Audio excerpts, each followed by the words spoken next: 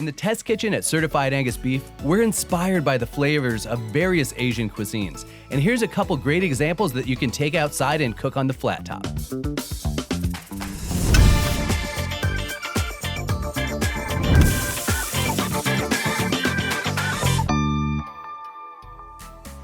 This is a meal that comes together quickly on a flat top or in a wok, and it's super comforting. Check out this Certified Angus Beef ground beef and kimchi fried rice. Let's get to it. First thing, we want to prep our scrambled eggs. Typically, you'll see egg fried rice with just a few ingredients, but I like the combination of the protein from the egg with the ground beef because it really becomes more of a meal that way. We'll scramble the egg first because once we get into this, there's no stopping. So you want to make sure all your ingredients are prepped out. I've already got my scallion sliced, my kimchi chopped. So now I'm going to scramble this egg real quick and we're going to get onto the ground beef. Got some Certified Angus Beef, 75% lean ground beef.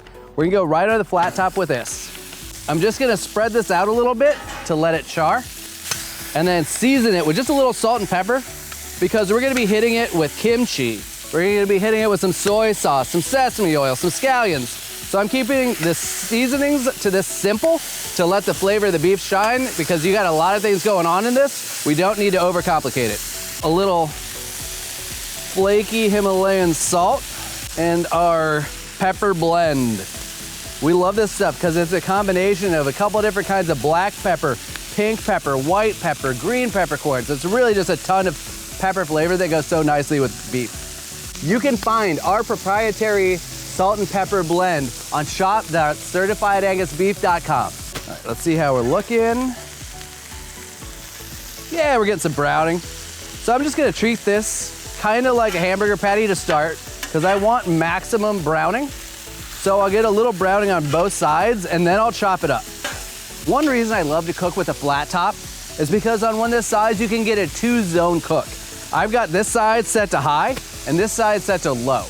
That way I can utilize all this space. I can start to cook my beef, move it over to finish, then get cooking my rice, and then just utilize all the space to keep things warm while I'm adding new ingredients, and I can just keep this recipe moving along. So I like to work 2 spatulas, and I can kind of get in there and use one to push, one to pull, and you can really get a good chop that way. I kind of treat it like a shorter spatula for scooping and a longer spatula for chopping. I'm using Certified Angus Beef ground beef because I want the best flavor I can out of ground beef to really stand up to all these robust flavors in this kimchi fried rice. Another advantage to using this 75% lean Certified Angus Beef ground beef is that I'll sear it and I'll start to render some of that tallow, and then I'll move the beef to the side and use that to cook in because not only will it give it more beefy flavor, but then you don't have to add another nutrient or oil. It just really ups the flavor of this whole dish. Now that I've got this beef browning, it's about 3/4 of the way cooked through. You can still see a little pink, but I'm gonna move it to the side and start working on my kimchi fried rice. We'll let this finish cooking. It'll continue to brown a little bit over there. The cast iron does retain heat a lot better than other types of stainless steel or anything like that, but it also will take a little bit longer to reheat. So working in the 2-zone method's nice because now I'll move all this over here and give this a second to reheat before I hit it with the kimchi and green onion. Originally in creating this recipe, we created it to use in a wok because it just is kind of natural for fried rice.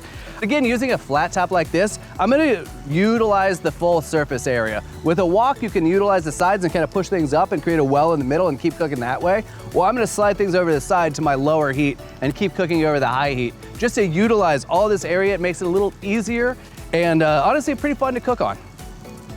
All right, now we'll hit it, green onions and the kimchi. Now I'm gonna save the tops of the green onions for garnishing. I like using the whites to cook with because the whites are a little more dense, have a little more of that strong onion flavor to them. So I'll use those to cook and kind of bring out their onion flavor, and I'll garnish with the greens because they're a little more delicate and not as intense.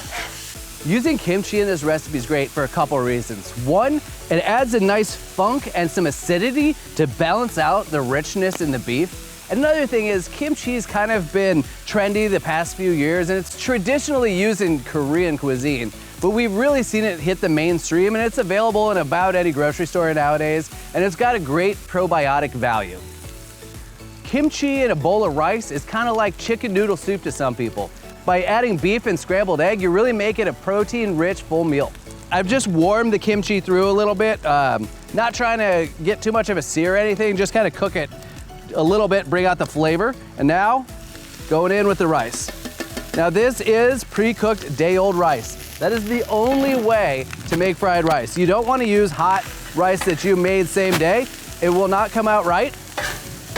It's too sticky. As the rice cools, it hardens a little bit and it dries out a little bit. And you need that when you're doing fried rice. To make this meal even quicker and more convenient, you could buy the Tetra Pak pre-cooked rice in your grocery store. It's shelf stable, and then you can just open the package and throw it right on your griddle. I'm gonna push this rice over to the side here. You know what, I'm gonna hit it with just a little bit of beef tallow to cook with, because again, I'm doubling down on the beef flavor. Now, if you wanted to, you could use canola oil, but hey, I've got tallow around, why not? Now this, again, this is quick. You don't have to get fancy. There we go, and that's done. That's all it takes. This is not a fancy breakfast style scrambled egg. It's just a nice chopped, quick cooked egg to go into the fried rice. Now, we're gonna start moving this all back to our main cooking space. Before I start really chopping it all together, we're just gonna hit it a little bit of soy sauce, a couple tablespoons, and then sesame oil. Now, sesame oil is very flavorful. It's toasted sesame oil. So this is not something that you want to put on the beginning because you'll kind of kill the flavor of it. So I wouldn't use it as I would a canola oil or beef tallow. You want to use it to finish. It's just for the flavor of the sesame.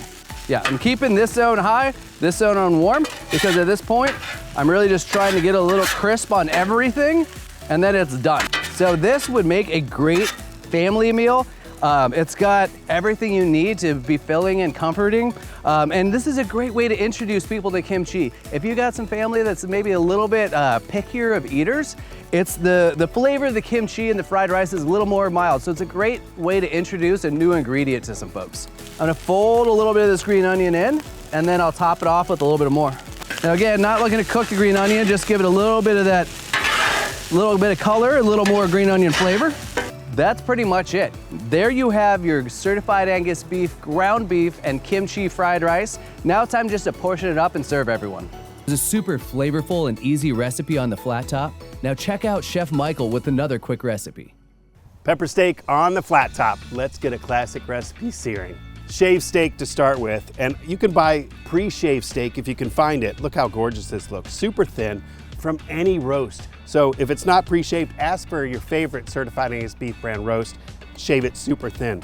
First, let me tell you about this marinade. We're gonna put the beef into this marinade. The marinade is soy sauce and black pepper, but also a couple trick ingredients. Some cornstarch for a little thickening, and some baking soda, which will help this brown. Let's get it in, and then I'm going to toss this. It's not much marinated, just want a light coat on the beef. I like to put gloves on, especially when I'm outside at the flat top, because I can quickly take them off and keep working without worrying about having to run to a sink and wash my hands. Lightly coated, as you can see.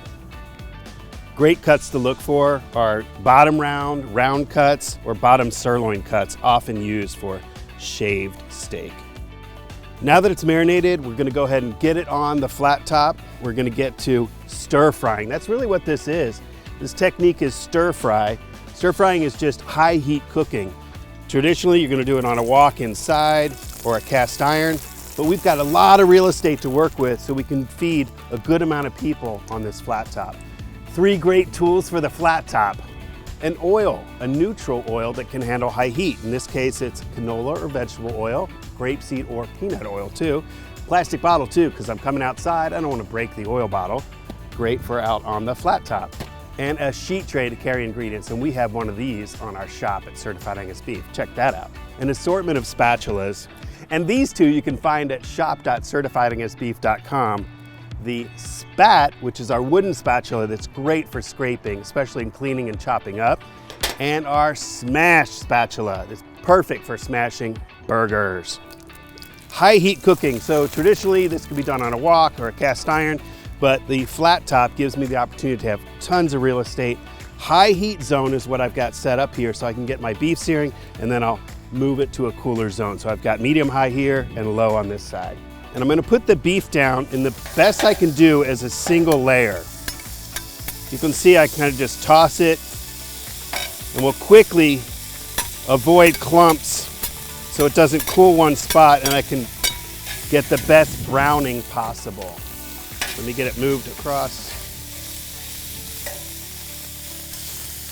High heat will get a good sear. That baking soda trick will give me better browning also. Better browning is better flavor, that's the point. I want to let it sit in here and really get a good sear.